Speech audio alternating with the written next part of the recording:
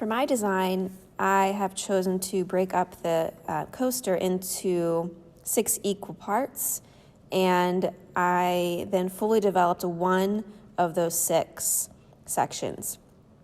From there, rather than drawing out the whole thing on the paper, I'm choosing just, again, to have drawn one of those out, and then I'm replicating that. So I'm using that same exact spot. So the flower that I'm going over right now is being imprinted into the foam.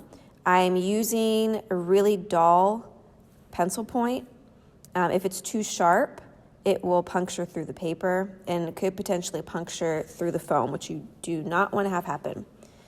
What I've decided to do then is, after I transfer through the paper, I go back over with my pencil and I'm pressing with a little bit more pressure, using a bit of just the side of the pencil point rather than the tip of the pencil point, because again, I don't want to accidentally cut through the foam. And then from there, I also decided to have all of the petals be pushed down.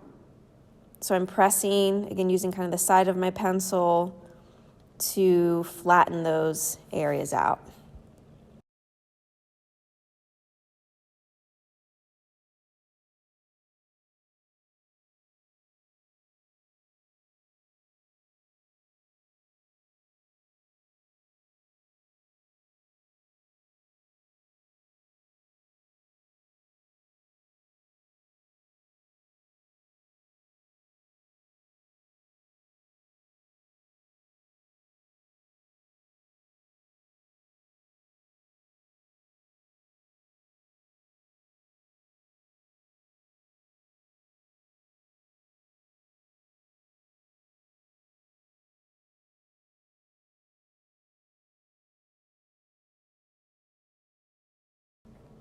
At this point, I'm realizing that I did start to get some tears in the paper.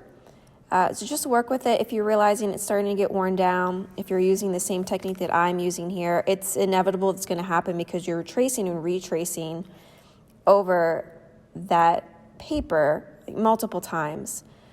So do your best. It's okay if you start to see some tears that show up. So at this stage, I have already imprinted the whole way around. Now I'm filling my patterns in with pencil. Again, the purpose here isn't really for the shading as much as I'm using this to press the foam and compress those areas where I'm shading down so that texture will show on the clay.